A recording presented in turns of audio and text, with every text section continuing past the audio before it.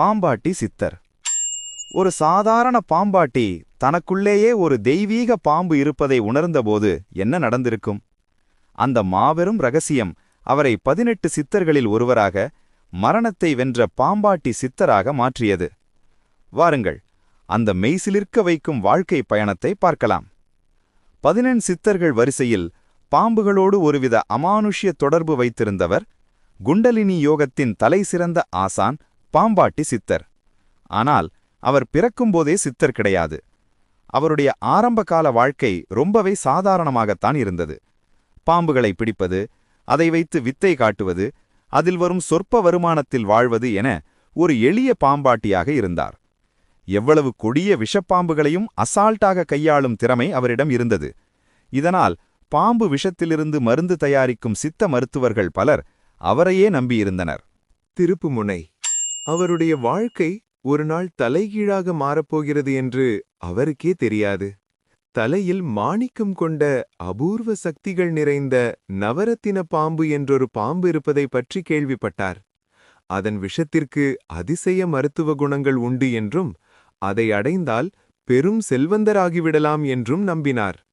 அந்த பாம்பை தேடி அடர்ந்த காட்டுக்குள் பல நாட்கள் அலைந்து திரிந்தார்.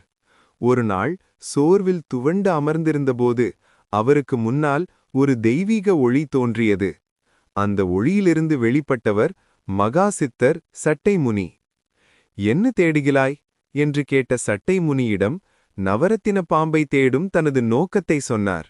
அதை கேட்டு புன்னகைத்த சட்டைமுனி, அதைவிட விலைமதிக்க முடியாத ஒரு பாம்பு உனக்குள்ளேயே இருக்கிறதே, அதை விட்டுவிட்டு வெளியில் ஏன் தேடுகிறாய் என்று கேட்டார். ஒவ்வொரு மனிதனின் உடலுக்குள்ளும் குண்டலினி என்றொரு மகா சக்தி பாம்பு வடிவில் உறங்கிக் கொண்டிருக்கிறது. அதை எழுப்பி அடக்கி ஆள்பவனே உண்மையான பாம்பாட்டி என்று உபதேசித்தார். உருமாற்றம். சட்டைமுனியின் அந்த வார்த்தைகள் பாம்பாட்டியின் மனதில் ஒரு ஞான புரட்சியையே உண்டாக்கியது. உலக ஆசைகளை உதறித்தள்ளி சட்டைமுனியையே தன் குருவாக ஏற்றுக்கொண்டார். அவரிடம் ஞான உபதேசம் பெற்று நேராக கோயம்புத்தூர் அருகிலுள்ள மருதமலைக்குச் சென்றார். அங்கே ஒரு குகையில் அமர்ந்து பல ஆண்டுகள் கடும் தவம் புரிய ஆரம்பித்தார். அந்த தவத்தின் விளைவாக தன் உடலுக்குள் உறங்கிக் கொண்டிருந்த அந்த மகாசக்தியான குண்டலினியை முழுமையாக உணர்ந்தார். அட்டமா சித்திகள் எனப்படும் 8 வகையான அமானுஷ்ய சக்திகளும் அவருக்கு கைவந்தது. அன்று முதல் ஒரு சாதாரண பாம்பாட்டி பாம்பாட்டி சித்தராக உருவெடுத்தார். குண்டலினி எனும் ஞானம். பாம்பாட்டி சித்தரின் போதனைகள் எல்லாமே குண்டலினி சக்தியை மையமாக வைத்துத்தான் இருந்தன. நம் உடலின் ஆதாரமான மூலாதாரத்தில் பாம்பு போல சுருண்டு உறங்கிக் கிடக்கும் அந்த குண்டலினி சக்தியை தியானம் மற்றும் யோகத்தின் மூலம் தட்டி எழுப்ப வேண்டும். அப்படி எழும் அந்த சக்தியை ஒவ்வொரு ஆற்றல் மையங்களாகிய சக்கரங்கள் வழியாக மேலே கொண்டு வந்து உச்சந்தலையிலுள்ள சகசிராரத்தில் நிலைநிறுத்த வேண்டும். அப்போது பேரின்பத்தையும் மரணமில்லா பெருவாழ்வையும் அடையலாம் என்பதே அவருடைய போதனையின் சாரம்.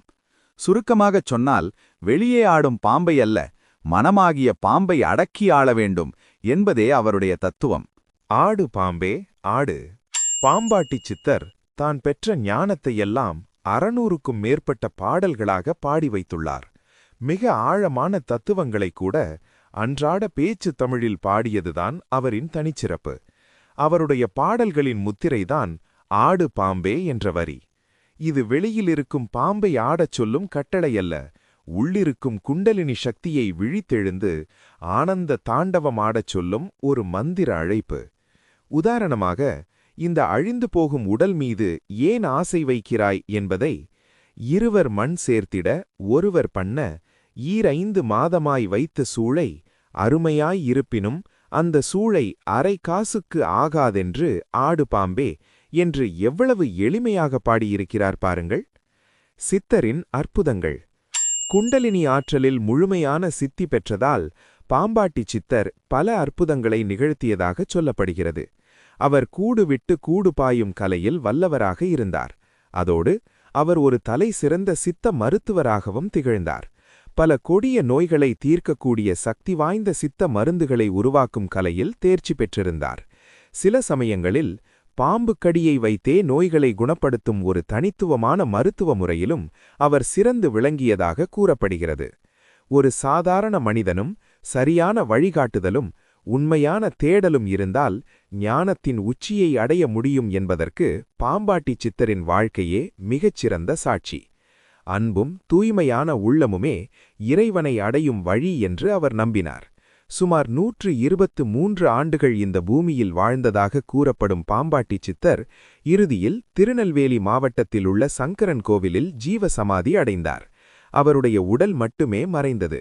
ஆனால் ஆடு பாம்பே என்ற அவரின் ஞான முழக்கம் இன்றும் ஆன்மீக பாதையில் பயணிப்பவர்களுக்கு வழிகாட்டியாக ஒலித்துக் கொண்டே இருக்கிறது. பாம்பாட்டி சித்தரின் போதனைகளில் உங்களை கவர்ந்த விஷயம் எது? உங்கள் எண்ணங்களை கீழே கமெண்டில் பகிர்ந்து கொள்ளுங்கள். இதுபோல சித்தர்களின் மெய் சிலிர்க்க வைக்கும் வரலாற்றை தொடர்ந்து அறிய எங்கள் சேனலுக்கு சப்ஸ்கிரைப் செய்யுங்கள்.